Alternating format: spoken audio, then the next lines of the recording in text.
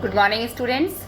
I welcome you all. I hope you all are fine and safe along with your family members. Today I will continue the chapter in the kingdom of foods. In previous tutorial, we read that dancing girl convinced foolish king that goldsmith was the real culprit, and because of that goldsmith, that thief was murdered. So let's begin. The king's bailiff searched for the goldsmith who was hiding in a corner of his shop. When he heard the accusation against him, he had his own story to tell. Now, what is meaning of bailiff? Bailiff is law officer. So when king's officer, his ministers, they went to search the goldsmith. He was hiding where? Was hiding in a corner of his shop because he had heard about that accusation against him. And when he came, he had a new story. Now, what was that? He said, "My lord," he said, "I am a poor goldsmith. It's true. I made this dancer come many times to my door. I gave her excuse because I couldn't finish making her jewelry before I finished the rich merchant's orders. They had a wedding coming and they would not wait. You know how impatient rich men are." Now, what goldsmith is saying, that he is saying, yes, I agree that I made this dancing girl come again and again to my door, but what was the reason? The reason was that I was making jewelry for this rich merchant. And he said that, you know, my lord, that how impatient these rich people are. Who is this rich merchant who kept you from finishing the poor woman's jewelry, made her walk up down, which distracted this bricklayer, which made a mess of his wall, which has now fallen on an innocent man and killed him? Can you name him? Now king is asking that goldsmith that you tell who is that merchant. Because of that merchant, because one innocent to thief, he is saying innocent man is killed. So do you know who is he? Can you tell name of that merchant? The goldsmith named the merchant, and he was none other than the original owner of the house whose wall had fallen. So now when goldsmith told name of the merchant, it was that merchant only whose house wall was fell. Now justice had come full circle, thought the king, back to the merchant. When he was rudely summoned back to the court, he arrived crying, "It was not me but my father who ordered the jewelry." Now again, summoned means again called. So he was again called, that merchant, and again he said that it was not me but it was my father who ordered jewelry. He is dead. I am innocent. Now my father is dead. He is no more and I am innocent.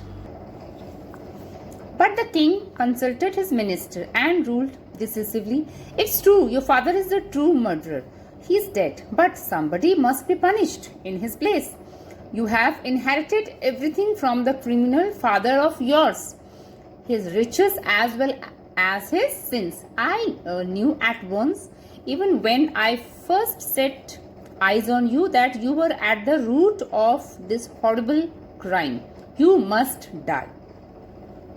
Now, what king is saying to that merchant, that you have inherited, you have taken all the riches, all the wealth of your father. So, if you have got riches, your father's riches, who was a criminal, he is using here criminal father, then you have to take his sins also. And when I saw you, at once I understood that you are the root cause for this horrible crime. So, you must die. And he ordered a new stake to be made ready for the execution. As the servants sharpened the stake and got it ready for the final impaling of the criminal, it occurred to the minister that the rich merchant was somehow too thin to be properly executed on the stake. He appealed to the king's common sense. The king too worried about it. Now, king ordered a new stake. Stake means, in Hindi it is called khunti. So he ordered a new stake to that execution. But when servants were sharpening when that stake and they were getting ready for that that thing, but what happened, then minister realized that rich merchant was too thin to fit that stake. And then he told this thing to king, and king was worried now. What shall we do? He said. When suddenly it struck him that all they needed to do was to find a man fat enough to fit the stake. The servants were immediately sent all over the town looking for a man who would fit the stake. And their eyes fell on the disciple who had fattened himself for months on bananas and rice and wheat and ghee. What have I done wrong? I am innocent. I am a sannyasi, he cried. Now see, students, when that foolish king, he realized when minister said that that rich man was thin and it was not he was not fit for that stake, then they searched a man, a fat man, right? And they got that disciple. In first part of this chapter, we have read that guru and disciple both came here in this kingdom, and guru asked disciple to leave the place, but disciple was very happy here. So now they have found that disciple and they have caught that disciple, and he is crying, what I have done? I'm innocent. I'm a sannyasi. That may be true, but it's a royal decree that we should find a man fat enough to fit the stake. They said, and carried him to the place of execution. He remembered his wise guru's words. This is a city of fools. You don't know what they will do to next. While he was waiting for death, he prayed to his guru in his heart, asking him to hear his cry wherever he was. The guru saw everything in a vision. He had magic powers. He could see far, and he could see the future as he could see the present and the past. Now see, students, here when that disciple, that sannyasi, he was caught, and he told this thing that I am just a sannyasi, I have not done anything, but they were giving him punishment. They were punishing because he was a fat man, and he was suitable for that stake, for that khunti. So just because he was suitable for that, they were giving him punishment. And that disciple, he in his heart, he remembered his guru, and he asked him, his guru, to help him. And guru was a wise man. He was he could see everything in his vision. So because he had magic powers, so he could see far. He knew all the things what was happening there, everything. So he arrived at once to save the disciple. So when guru realized that his disciple was there and they were about to hang him, he came there to save his disciple, who had got himself into such a scrape through love of food. Now this line shows that how much disciple, he loved food, and just because of his love for food, he put himself in that trouble, right? So now, as soon as he arrived, he scolded the disciple and told him something in a whisper. Then he went to the king and addressed him, O wisest of kings, who is greater, the guru or the disciple? Now here when he came, Guru came, first of all he scolded his disciple and then he said something in his ear, he whispered, and then he went to king and he called and he said, "Oh, wisest of kings, who is greater, a guru or disciple?" Of course the guru, no doubt about it. Why do you ask? So now king said that everybody knows that guru is greater. Then put me to the stake first. Put my disciple to death after me. So now guru is saying that before my disciple, you put me to that stake because I am guru. And after me, you can take my disciple to that stake. When the disciple heard this, he understood and began to clamor, "Me first. You brought me here first. Put me to death first. Not him." Now, began to clamor means he started crying, the disciple. He said, "No, no, no, not my guru. You put me first to that stake because you brought me here first." The guru and the disciple now got into a fight about who should go first. Now both guru and disciple, both they were fighting. The king was puzzled by this behavior. He asked the guru, "Why do you want to die? We chose him because we needed a fat man for the stake." Now king asked guru that, "What is this? Why do you want to die?" Because we have chosen him because he is a fat man and he fits to that stake. "You shouldn't ask me such question. Put me to death first," replied the guru. But guru said, "You should not ask me such questions. You just put me to death first." Why? There is some mystery here. As a wise man, you must make me understand. So now king is asking, why? Why shouldn't I ask you? Something is there, some mystery is there, some secret is there, and you should tell me. I want to know about that secret. "Will you promise to put me to death if I tell you?" asked the guru. The king gave him his solemn word. The guru took him aside out of the servant's earshot and whispered to him, "Do you know why we want to die right now? The two of us, we have been all over the world, but we have never found a city like this or a king like you. That stake is the stake of the God of justice. It is new. It has never had a criminal on it. Whoever dies on it first will be reborn as the king of this country, and whoever goes next will be the future minister of this country. We are sick of our ascetic life. It would be nice to enjoy ourselves as king and minister for a while. Now keep your word, my lord, and put us to death. Me first, remember." Now guru, how clever he is, students. You can see here what he has said to guru, that whoever he is flattering, and then he said that we have never seen such kingdom and such king, and this is the stake, no criminal has used this stake, and whoever will go first will reborn again in the here as the king of this kingdom, and the next will be minister. So this is the reason, and don't tell, and keep your words and put me to that stake. The king was now thrown into deep thought. He didn't want to lose the kingdom to someone else in the next round of life.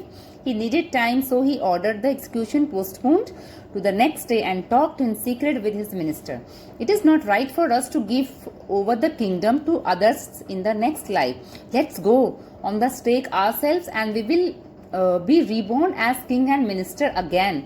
Holy men do not tell lies," he said, and the ministers agreed. Now what happens here? What king is doing? First of all, he postponed that he rejected for that day. He postponed that execution, and then he discussed with his minister, and he said that holy men means hermit, saint, they don't tell lie, they never lie. So if that guru is saying this thing, it means it is true. So why to give our kingdom to other people? Let's go, you and me, again in next janam, you can say, we will be minister and king. So we will reborn again, and I'll become king again and you will become minister again. So we will use that stake. So this thing he is discussing with his minister. So he told the executioners, we will send the criminals tonight. When the first man comes to you, put him to death first. Then to do the same to the second man. Those are my orders. Don't make any mistake. That night the king and his ministers went secretly to the prison, released the guru and disciple, disguised themselves as the two, and as arranged beforehand with loyal servants, were taken to the stake and promptly executed. Now minister also got ready for that, and king ordered. What was order of king? That today we will send criminals tonight. When the first man comes to you, put him to death. Then when next man will come to you, second man, again you put him to death. And this is my order, so no mistake should be there. And that night they released guru and disciple, and they disguised means took they showed that they were guru and disciple. So king and minister both that night they went there to their loyal servants, and then they were promptly executed to the stake, because it was order of king. And that time nobody knew that those two people were king and minister, because everybody was thinking that guru and disciple, they are guru and disciple. When the bodies were taken down to the throne to crows and vultures, the people panicked. They saw before them the dead bodies of the king and the minister. The city was in confusion. So when their bodies were taken down, for what? To throw in front of crows and vultures, then people realized that two bodies were of king and minister, and they were confused now.